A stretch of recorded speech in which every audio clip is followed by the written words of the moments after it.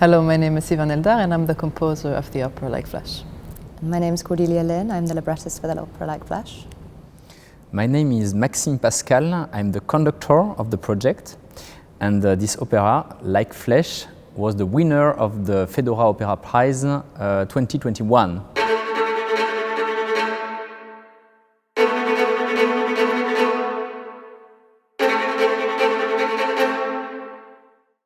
Trees now, all of the trees crackle in wild communion.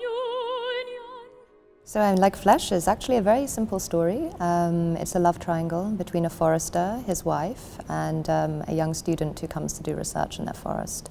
The thing that makes it slightly different is that halfway through the opera, the woman, in a moment of passion, turns into a tree. What I wanted to do, after conversations with Sivan especially, was try and use this love triangle and this sort of care and the violence that is explored in this love triangle as a metaphor for environmental destruction. But as I was writing, it became a little bit unclear. The two started to mix a lot, the metaphor and the original object. And now I'm not sure which is the metaphor and which is, the original story, because these themes of environmental destruction and of love became so completely bound in the writing process. The story is completely new. It was very important to us not to just tell a story from Ovid again, but to sort of bring our own, impressions and ideas and cares and politics to it. Her breath tasted moss. My inspiration for Like Flesh comes from the text. When Cordelia and I started discussing the themes for Like Flesh, before she even started writing the libretto, I already started thinking about the musical world, of how I was going to explore the themes of transformation. Also the idea of how a love can transform and the analogy between environmental transformation. And then when I got Cordelia's libretto, my work in creating the ensemble was very much tied to the themes of love and the relation between the three characters. So the musical world really developed from there.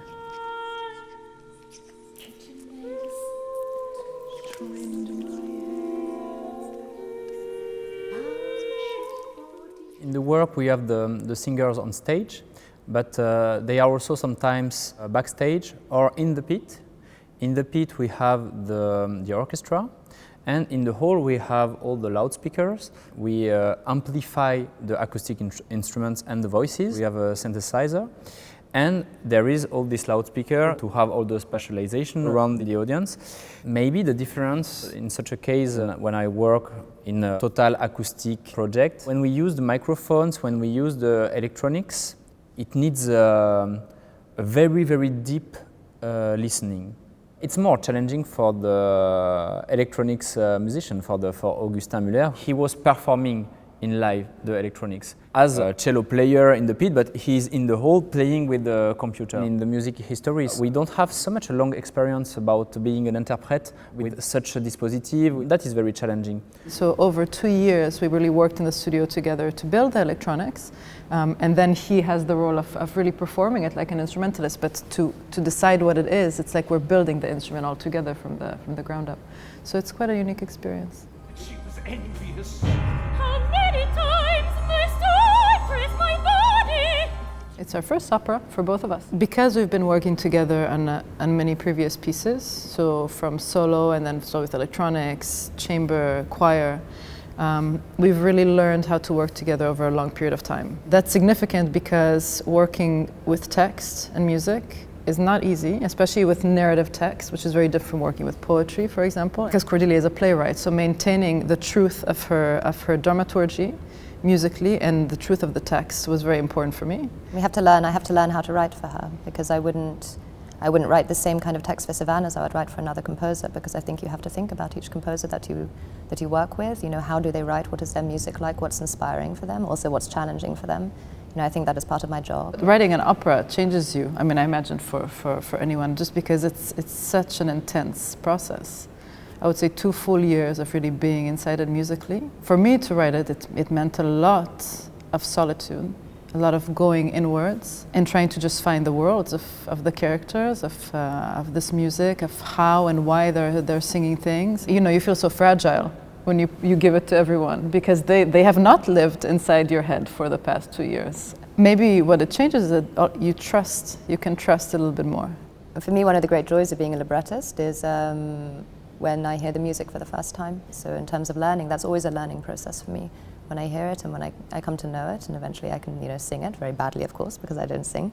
But I learn about my text. I learn something new through hearing how Sivan has interpreted it and what she's explored with it, and that's always very powerful for me. Every time such a project changes yourself very, very deeply. As a performer, also as a listener, doing new music, we can feel that it's not because the work was premiered yesterday night that now the work exists. The work will grow now inside you. Only to grow and grow patient. What can I do? Writing an opera is a very, very big project for a composer. Some composers only write 1 or 2 in their lifetime. Many do, actually, only a few. Because it's such a huge project, and also because very few new operas enter the repertoire. So very often, a new opera is commissioned, it's performed a few times, and then it's never done again.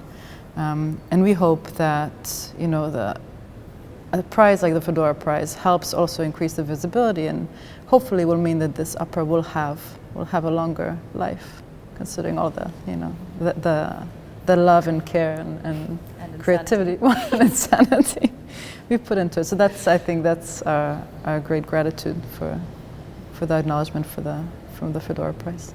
My goal when I do a project is always to have people that are not musicians, that are not going so often to the theater, loving the work, and also the professional people recognizing the quality. The goal is to have the both and to have the balance with that. I think this prize, the FEDORA Prize, shows us that professional people they liked this opera, and now we are working to see if, how the audience, how they like that. So we are very happy with that, to have this balance between the two ways to recognize the work. Well, I think especially because it's a prize that's given in advance of the production, something that's quite powerful about that is that it's a gesture of confidence. And we'd only just started working on it at the time, and as Sivan was saying, you feel like you might be a completely crazy person, and what on earth are you doing with this mad opera about sex and trees? And to have a sort of gesture of confidence like that from the FEDORA Prize is, especially as a younger artist, it's encouraging, and it sort of makes you feel you can do your work with more strength and move forwards, and that there's maybe someone behind you a bit. I sort of have a kind of fear for the future of living arts, and I guess my response to it would be is that you have to make new work. You have to constantly remain relevant and important to the public by making new work. I think it's the only way that something then can keep living is that if new people keep coming to it and keep making it, and new audiences keep coming as well. Because actually the living art doesn't exist without an audience. I mean, it's meaningless to make it until it meets an audience, and that's when it really happens.